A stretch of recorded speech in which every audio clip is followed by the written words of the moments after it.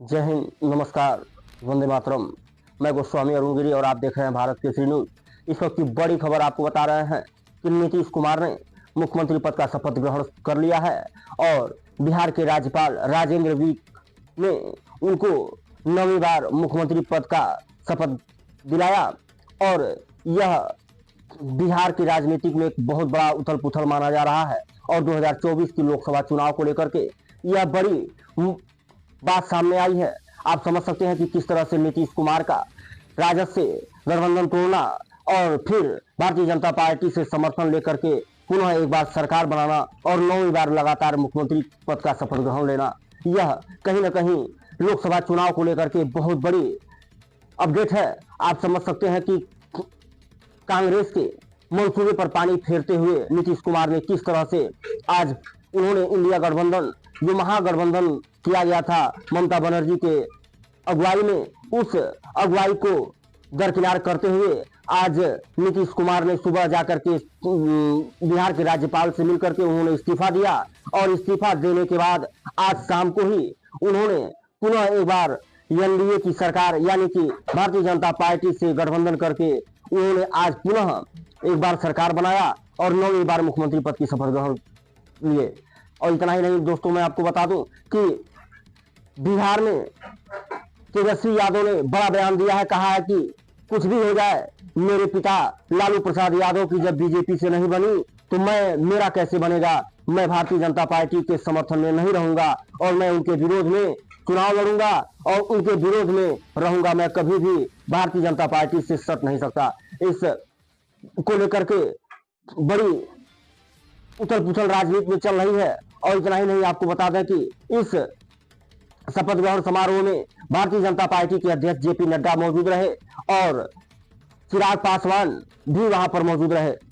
लेकिन चिराग पासवान को लेकर के काफी जो है ये चलाया जा रहा था कि कसमकस चल रही थी, राजनीतिक उथल पुथल चल रहा था कि हो सकता है चिराग पासवान को डिप्टी सीएम बनाया जाए, लेकिन ऐसा नहीं हुआ।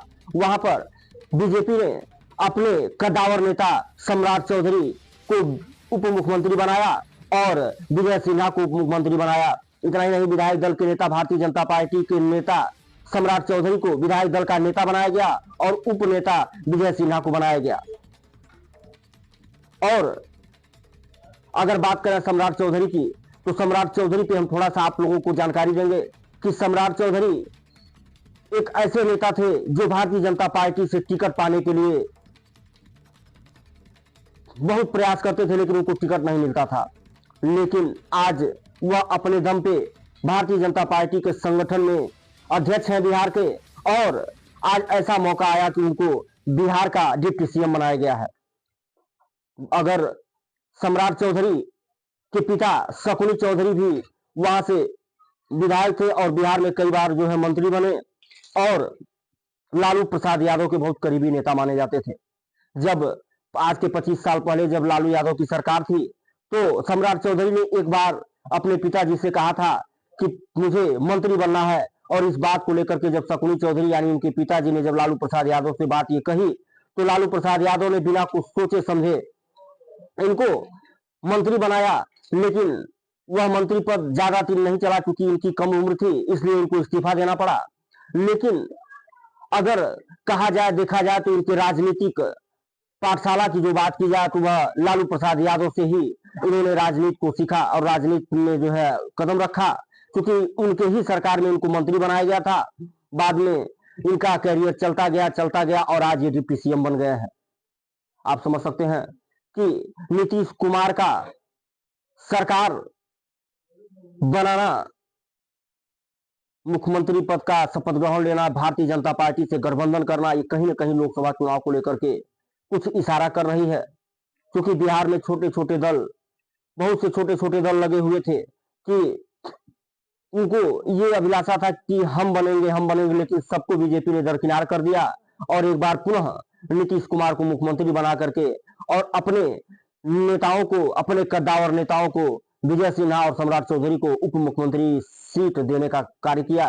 और वहां पर जेपी नड्डा मौजूद रहे और लोकसभा चुनाव को लेकर के बड़ी सरगर्मियां तेज हो गई हैं कि आखिर में कहीं क्या होगा, क्या यह गठबंधन लोकसभा चुनाव में भी रहेगा, तो देखने वाली बात है।